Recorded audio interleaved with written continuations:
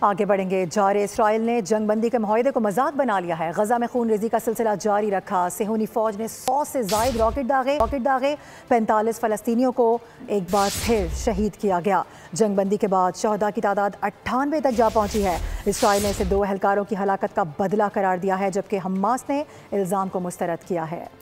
غزہ میں جنگ بندی معاہدے کی پھر دھجیاں اڑا دی گئیں۔ اسرائیل نے مظلوم فلسطینیوں پر راکٹ برسائے۔ خان یونس میں خیمہ بستی اور نصیرات کیمپ پر بھی بمباری کر دی۔ شہری آبادی اس تباہی اور بربادی کی زد میں آئی۔ جنگ بندی معاہدے کے بعد یہ سب سے خونی حملہ قرار دیا جا رہا ہے، تاہم اس کے بعد دوبارہ جنگ بندی نافذ کر دی گئی۔ اسرائیلی فوج کے مطابق اس نے رفح کے نوگو ایریا میں 2 اہلکاروں کی ہلاکت کا بدلہ لیا۔ واقعہ اس وقت پیش آیا تھا جب دونوں اہلکار اس مقام پر سرنگوں کی کھدائی کر رہے تھے۔ ایک اہلکار RPG راکٹ اور دوسرا اسنائپر کا نشانہ بنا۔ حماس نے حملے کا الزام رد کر دیا، کہا اسرائیل جنگ شروع کرنے کے بہانے ڈھونڈ رہا ہے۔ ادھر اسرائیلی وزیر دفاع نے مزید حملوں کا عندیہ دے دیا، کہا حماس کو ایک بار پھر سبق سکھایا جائے گا۔ اس دوران غزہ میں امدادی ٹرک سے قافلہ بھی روک دیا گیا ہے۔ اسرائیلی فوج نے کہا ہے کہ یہ پابندی تاحکم ثانی جاری رہے گی۔